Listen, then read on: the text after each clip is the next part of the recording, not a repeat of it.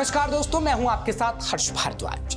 रूस के दक्षिणी प्रांत दागिस्तान में रविवार को हुए आतंकी हमले में 15 से ज्यादा पुलिसकर्मी, एक पादरी और कई नागरिक मारे गए हैं। प्रांत के गवर्नर सरगई मेलिकोव ने इस बात की जानकारी दी है।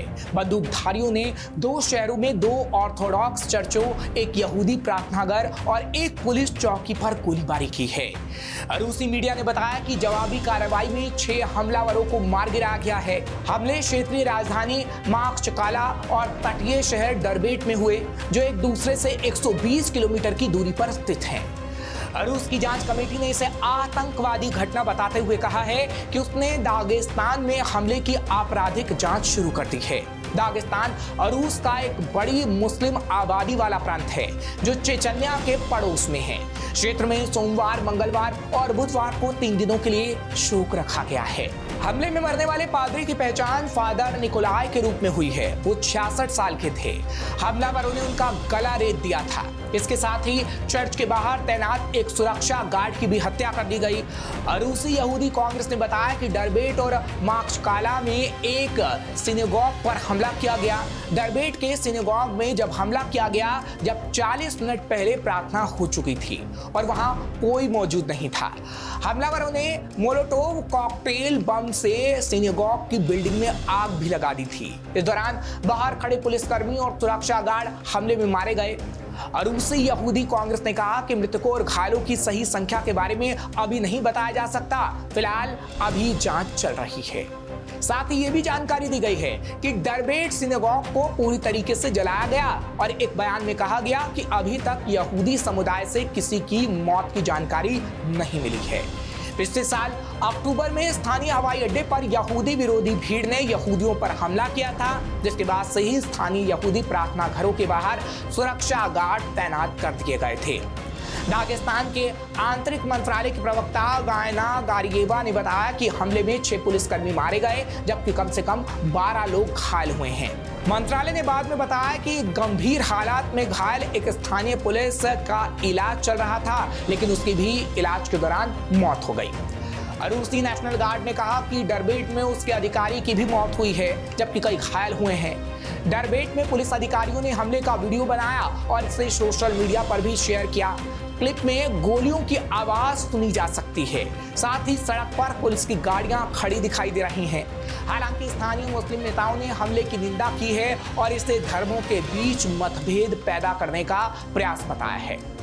जानकारी के मुताबिक जिस पादरी का गला रेता गया, उनका इजराइल से कनेक्शन था। चर्च में मौजूद अन्य पादरियों ने खुद को बचाने के लिए चर्च में बंद कर लिया और मदद का इंतजार करने लगे, जहां पर वह सभी सुरक्षित बच गए। दागिस्तान पब्लिक मॉनिटरिंग कमीशन के अध्यक्ष शमीर खादुली ने बताया कि मिली जानकारी के मुताबिक मृत पादरी फादर निकोले गंभीर रूप से बीमार थे। उन्होंने चर्च में तकरीबन 40 साल सेवा दी है। फादर निकोले पहले रूस के स्टावरोपोल में थे, जहां से साल 1980 में उन्हें दागिस्तान भेज दिया गया था।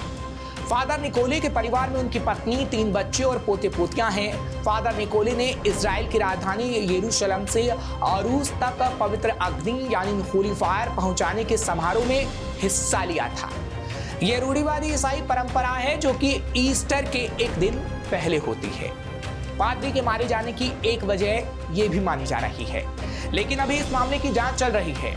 फिलहाल ये भी कहा जा रहा है कि इन आतंकी हमले के पीछे आतंकी संगठन IS खुरासान का हाथ हो सकता है, क्योंकि रूस की राजधानी मॉस्को में हाल ही में मार्च में आतंकी हमला हुआ था, जिसमें 60 से ज्यादा लोगों की मौत हो गई थी, जब भी आतंकी संगठन IS खुरासान के हाथ होने की खबर सामने आई थी। इसलिए अब आपको बता देते हैं कि आखिर क्या है IS खुरासान और कब बना।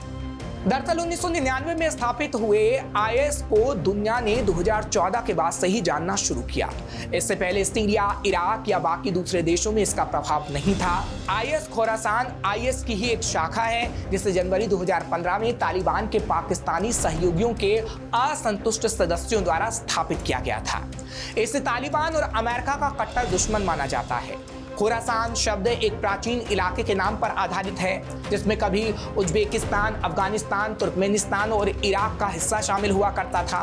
वर्तमान में ये अफगानिस्तान और सीरिया के बीच का हिस्सा है। आईएस के खुरासान मॉड्यूल को खुरासान ग्रुप के नाम से भी जाना जाता है। इस ग्रुप में अलग विचारधारा रखने वाले आतंकी संगठन अल-कायदा से जुड़े लोग शामिल हैं। इस ग्रुप को मुख्य तौर पर सीरिया खुरासान से चलाया जाता है। आईएस की नींव 2006 में बगदादी ने रखी थी। एक लंबी लड़ाई के बाद अमेरिका इराक को सद्दाम हुसैन के चंगुल से आजाद करा चुका था, पर इस आजादी को हासिल करने के दौरान इराक पूरी तरीके से बर्बाद हो चुका था। अमेरिकी सेना के इराक छोड़ते ही बहुत से छोटे छोटे गुट अपनी ताकत की लड़ाई शुरू करने लगे। उन्हीं में से एक गुट का नेता था अबू बकर अल बगदादी, अल-कायदा इराक का प्रमुख। वो 2006 से ही इराक में अपनी जमीन तैयार करने लगा था, लेकिन तब ना उसके पास पैसे थे, ना कोई मदद और ना ही लड़ाके। दरअसल अमेरिकी सेना 2011 में जब इराक से लौटी तब तक वो इराकी सरकार को बर्बाद कर चुकी थी। सद्दाम मारा जा चुका था, इंफ्रास्ट्रक्चर पूरी तरीके से तबाह हो चुके थे और सबसे बड़ी बात ये कि वो इराक में खाली सत्ता छोड़ गए थे। संसाधनों की कमी के चलते जब बगदादी ज्यादा कामयाब नहीं हो पा रहा था। हालांकि इराक पर कब्जे के लिए तब तक उसने अल-कायदा इराक का नाम बदलकर एक नया नाम ISIS यानी इस्लामिक स्टेट ऑफ इराक रख लिया था। बगदादी ने सद्दाम हुसैन की सेना के कमांडर और सिपाहियों को अपने साथ मिला लिया था। इसके बाद उसने शुरुआती निशाना पुलिस, सेना के दफ्तर, चेक पॉइंट और रिक्रूटिंग स्टेशन को बनाना शुरू किया। अब तक बगदादी के साथ कई हजार लोग शामिल हो चुके थे, पर फिर भी बगदादी को इराक में वो कामयाबी नहीं मिल रही थी। इराक से मायूस होकर बगदादी ने सीरिया का रुख करने का फैसला किया।